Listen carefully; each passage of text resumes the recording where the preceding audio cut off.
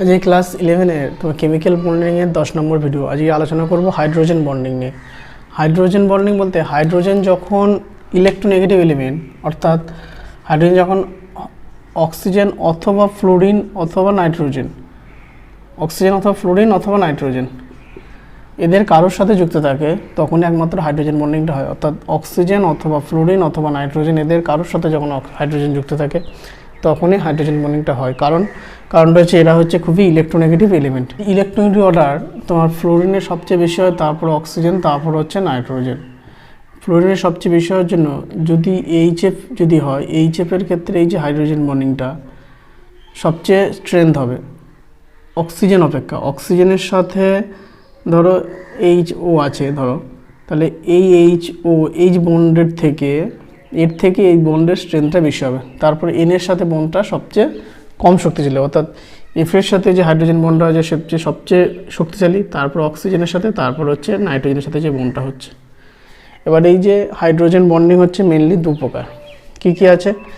একটা হচ্ছে intermolecular hydrogen bonding, intermolecular hydrogen bonding,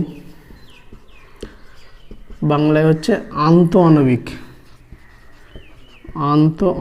hydrogen বন্ধন।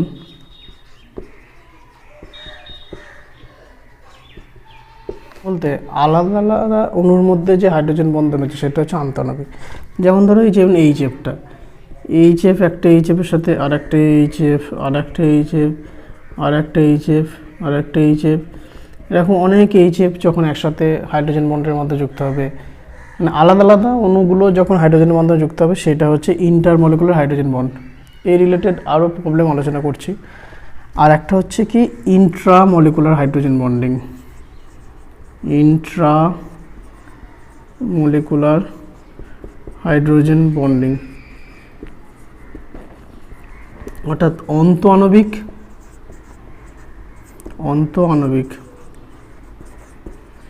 Hydrogen বন্ধন।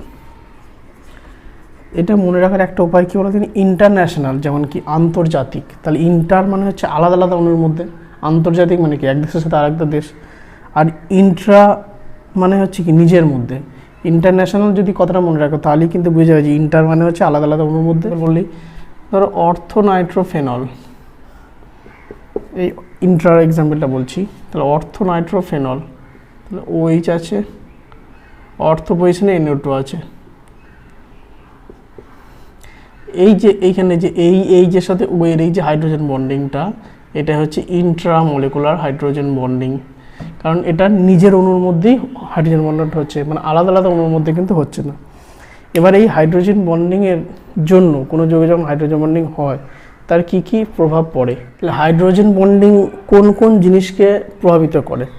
এক নম্বর বলছি physical state of the compound. Physical state of the compound, সেই যৌগটার হচ্ছে তোমার ভৌত অবস্থা। ধরো H2ওটা কী আছে, কত নম্বর গ্রুপে আছে? অক্সিজেনটা কত নম্বর গ্রুপে? 16-এ। আবার সালফারটা কি আছে? সালফারটাও 16-এ আছে। তাহলে H2ওটা কিন্তু তরল লিকুইড, আর H2S-টা কিন্তু তোমার গ্যাস।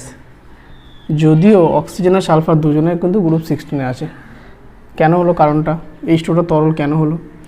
কারণটা হচ্ছে H2ওতে হাইড্রোজেন বন্ডিংটা হয়, H2ওতে তোমার হাইড্রোজেন বন্ডিংটা হবে এই যে এইচের সাথে ওয়ের।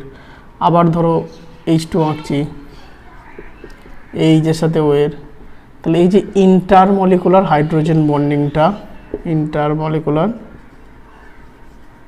হাইড্রোজেন বন্ডিং, এটা কিন্তু H2ওতে হচ্ছে। এবার ইন্টারমলিকুলার হাইড্রোজেন বন্ডিং হওয়ার জন্য এদের মধ্যে অ্যাট্রাকশন ফোর্সটা, আকর্ষণ বলটা খুব বেড়ে যাচ্ছে। আকর্ষণ বলটা বেড়ে গেলে সেটা কি হয়? লিকুইড হয়ে গেল। আমরা জানি লিকুইড আর গ্যাসের মধ্যে, লিকুইডের মধ্যে আকর্ষণ বলটা বেশি, গ্যাসের মধ্যে আকর্ষণ বলটা কম। এবার এই H2S কিন্তু হাইড্রোজেন বন্ডিং হবে না, সেই জন্য এটা কিন্তু গ্যাসের স্টেটই থাকলো। আর এখানে হাইড্রোজেন বন্ডিং হওয়ার জন্য এটা লিকুইড স্টেট হয়ে গেল। HFটা তরল, কিন্তু HCl, HBr এরা কিন্তু কি গ্যাসীয়। HFটা তরল, তাহলে HFটা তরল কেন? ওই একই কারণ, এইচএফের মধ্যে ইন্টারমলিকুলার হাইড্রোজেন বন্ডিং হচ্ছে, কিন্তু HCl বা HBr এ হচ্ছে না সেই হাইড্রোজেন বন্ডিংটা, সেই না হওয়ার জন্য এটা কিন্তু তরল হচ্ছে। এবার কিন্তু যদি বলো আকর্ষণ বলের ব্যাপার, এই এফের থেকে ক্লোরিন বা ব্রোমিনের ওজনটা বেশি হওয়ার জন্য HF HCl বা HBr-এ ভ্যান ডার ওয়ালস আকর্ষণ বল কিন্তু বেশি হয়। এবার ভ্যান ডার ওয়ালস আকর্ষণ বল বেশি হয় এইটা, তারপরে এইটা, মানে HBr-এ ভ্যান ডার ওয়ালস আকর্ষণ বল সবার থেকে বেশি হয় এই তিনজনের মধ্যে। তাহলে আকর্ষণ বল যেহেতু বেশি হচ্ছে ভ্যান ডার ওয়ালস আকর্ষণ বল, তাহলে এটা তো তরল হওয়া উচিত ছিল। কিন্তু হাইড্রোজেন বন্ডিংয়ের স্ট্রেংথটা অর্থাৎ হাইড্রোজেন বন্ডিংয়ের ক্ষমতাটা ভ্যান ডার ওয়ালস আকর্ষণ বল অপেক্ষা বেশি, কিন্তু এখানে এই জন্যই এখানে হাইড্রোজেন বন্ডিং হয় বলে এটা কিন্তু তরল হয়ে গেল। আর ভ্যান ডার ওয়ালসের থেকে যদি দুটো ফ্যাক্টর একটা যৌগের প্রয়োগ করা হয়, অর্থাৎ হাইড্রোজেন বন্ডিং আর ভ্যান ডার ওয়ালস, এখানে হাইড্রোজেন বন্ডিংয়ের জন্য এটা তরল হলো, কিন্তু এটা ভ্যান ডার ওয়ালস আকর্ষণ বল আছে, তবুও কিন্তু ভ্যান ডার ওয়ালস আকর্ষণ বলের ক্ষমতাটা কম থাকার জন্য এটা কিন্তু গ্যাসিয়াসই থাকলো। তাহলে ফিজিক্যাল স্টেটকে প্রভাবিত করে। তারপরে কি বলা যায়, বয়েলিং পয়েন্ট বা স্ফুটনাঙ্ক, boiling point of the compound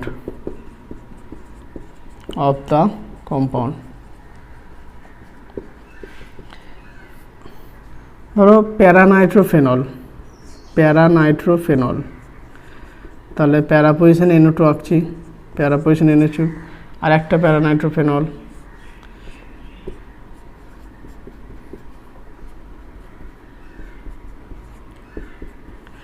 এইচের সাথে ওয়ে, আবার প্যারানাইট্রোফেনল, এরকম আঁকতেই পারি।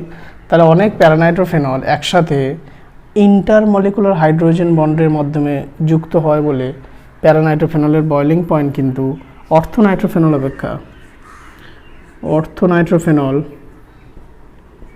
অপেক্ষা কিন্তু বেশি হয়।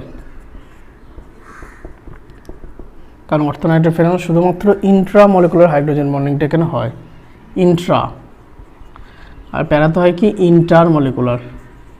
তাহলে যেখানে ইন্টারমলিকুলার হাইড্রোজেন বন্ডিং হবে সেক্ষেত্রে যৌগগুলো, অনেকগুলো যৌগ আর কি অ্যাসোসিয়েশন হবে, সংযোজিত অবস্থায় থাকবে।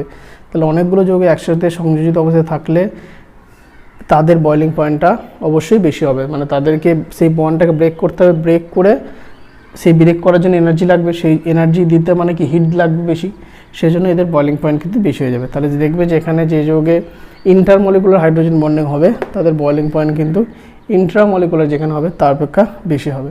আবার কী জিনিসকে প্রভাবিত করতে পারে, তোমার সলিবিলিটি ইন ওয়াটার, জলের দ্রাব্যতা। যেমন ইথাইল অ্যালকোহল C2H5OH এর দ্রাব্যতা, এর সলিবিলিটি ডাইমিথাইল ইথার অপেক্ষা,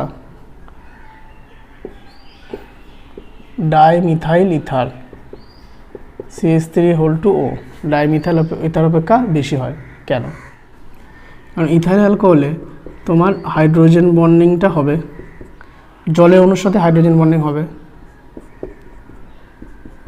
এই একটা হাইড্রোজেন বন্ডিং। তারপর আবার ধরো ইথাইল অ্যালকোহল আঁকছি,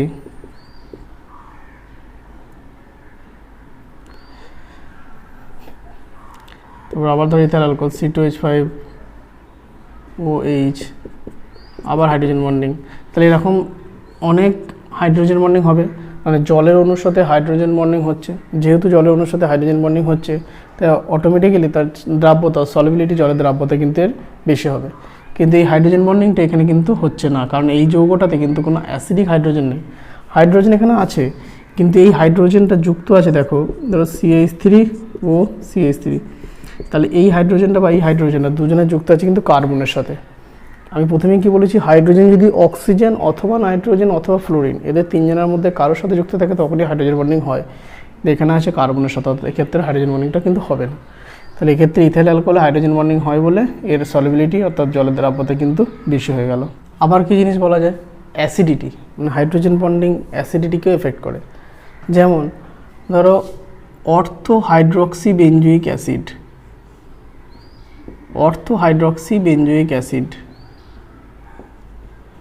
এর অ্যাসিডিটি প্যারা হাইড্রক্সি বেঞ্জোয়েট অপেক্ষা, বেঞ্জোইক অ্যাসিড অপেক্ষা তোমার বেশি হবে। কেন?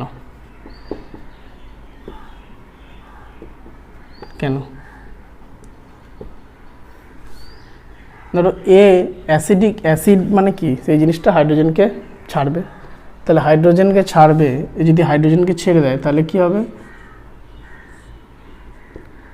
তোমার COO মাইনাস মানে CO মাইনাস ডবল বন্ড ও আর অর্থ পজিশন ওয়েস্টে লিখলাম। তাহলে এ যদি হাইড্রোজেনটাকে ছেড়ে দেয় মানে অ্যাসিডিক প্রপার্টি দেখিয়ে দিল, তাহলে অ্যাসিডিক প্রপার্টি দেখিয়ে দেওয়ার পর কী হবে, ও এর সাথে এই যে এইচের তোমার ইন্ট্রামলিকুলার হাইড্রোজেন বন্ডিং হবে, ইন্ট্রামলিকুলার হাইড্রোজেন বন্ডিং হবে। তাহলে ইন্ট্রামলিকুলার হাইড্রোজেন বন্ডিং যখনই হবে তখন সেই সিস্টেমটা বা সেই যৌগটা কিন্তু স্টেবল হয়ে গেল। কিন্তু এই ইন্ট্রামলিকুলার হাইড্রোজেন বন্ডিং কিন্তু প্যারা হাইড্রক্সি বেঞ্জয়িক অ্যাসিডে কিন্তু এখানে কিন্তু হবে না। তাহলে এখানে যেহেতু এই হাইড্রোজেন বন্ডিংটা হলো সেই জন্য এইটা স্টেবল হলো। তাহলে এবার হাইড্রোজেন বন্ডিংটা কেন হলো, কারণ এই হাইড্রোজেনটা ছেড়েছে বলে এই হাইড্রোজেনটা ছেড়ে দিল, হাইড্রোজেনটা ছেড়ে দিল মানে অ্যাসিডিক প্রপার্টি দেখালো, আম্লিক ধর্ম দেখিয়ে দিল, আম্লিক ধর্ম দেখানোর পরই হাইড্রোজেন বন্ডিংটা গঠন হওয়া সম্ভব হলো। সেই জন্য এ হচ্ছে অ্যাসিডিটি এর অপেক্ষা বেশি। তাহলে আরেকটা জিনিসকে ব্যাখ্যা করা যায় সেটা হচ্ছে ডেনসিটি। ডেনসিটি কিন্তু হাইড্রোজেন বন্ডিংয়ের মাধ্যমে ব্যাখ্যা দেওয়া যায়। যেমন আমরা জানি 4 ডিগ্রি সেলসিয়াস উষ্ণতায় জলের ঘনত্ব কী হয়, সর্বাধিক হয়। 4 ডিগ্রি সেলসিয়াস উষ্ণতাতে জলের ঘনত্ব সর্বাধিক কেন হয়? জলের ঘনত্ব সর্বাধিক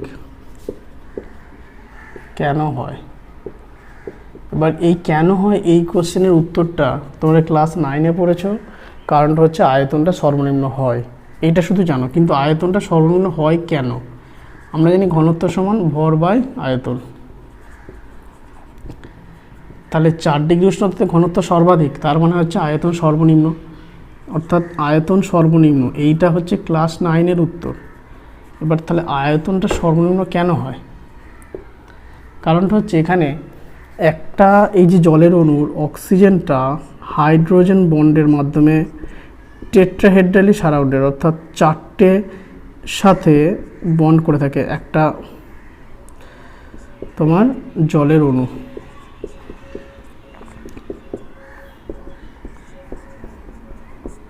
এইভাবে এখানে ধরো ওই সাথে এইচ, এটা আলাদা একটা অক্সিজেন জল। তাহলে যদি এইটা এখানে ধরি একটা অক্সিজেন, কিন্তু একটা অক্সিজেন এই অক্সিজেন এটা ধরো জলের একটা এই অক্সিজেনটা টেট্রাহেড্রালি 4টে হাইড্রোজেনের সাথে কিন্তু কানেক্টেড থাকছে একটা অক্সিজেন। তাহলে এই 4 ডিগ্রি সেলসিয়াস উষ্ণতাতে এই হাইড্রোজেন বন্ডিংটা 4 ডিগ্রি সেলসিয়াস উষ্ণতাতে হাইড্রোজেন বন্ডিংটা সর্বাধিক হয়। তাহলে 4 ডিগ্রি সেলসিয়াস উষ্ণতাতে হাইড্রোজেন বন্ডিংটা সর্বাধিক হওয়ার জন্য তাদের মধ্যে অ্যাসোসিয়েশন অর্থাৎ সংযোজনটা সবচেয়ে ভালো হয়, অর্থাৎ তারা সবচেয়ে কাছাকাছি আসে। সেই জন্য আয়তনটা সর্বনিম্ন হয়ে যায় এবং ঘনত্বটা তাহলে সর্বাধিক হয়ে গেল। তারপরে 4 ডিগ্রির বেশি উষ্ণতা হয়ে গেলে কী হবে, 4 ডিগ্রি বেশি উষ্ণতা হয়ে গেলে এই হাইড্রোজেন বন্ডিংটা অনেক পরিমাণে ব্রেক করতে থাকে, ভাঙতে থাকে। তাহলে যখন ভাঙতে থাকে তখন আয়তনটা কী হলো, আবার বেড়ে গেল, মানে ঘনত্বটা আবার হ্রাস পেয়ে গেল। সেই জন্য 4 ডিগ্রিতে আয়তনটা মানে ঘনত্বটা সর্বাধিক হয়, আয়তনটা সর্বনিম্ন হয় বলে। এবার অনেক সময় একটা MCQর কোশ্চেন দেয় যে জলে একটা অক্সিজেনের সাথে কটা হাইড্রোজেনের কানেক্টেড থাকে ডাইরেক্ট, তাহলে 4টে হাইড্রোজেন কানেক্টেড থাকে। এটা MCQর কোশ্চেন। কারণ অনেকে এটা ভুল করে করবে কি এই হাইড্রোজেন এই হাইড্রোজেন দুটো হাইড্রোজেন কানেক্টেড থাকে করে ফেলবে, কিন্তু অ্যাকচুয়ালি যে অক্সিজেনের সাথে 4টে হাইড্রোজেন কিন্তু কানেকশন থাকছে। যদি ভিডিওটি ভালো লেগে থাকে তো অবশ্যই যাদের প্রয়োজন তাদের কাছে শেয়ার করবে এবং চ্যানেলটিকে অবশ্যই সাবস্ক্রাইব করবে। Thank you.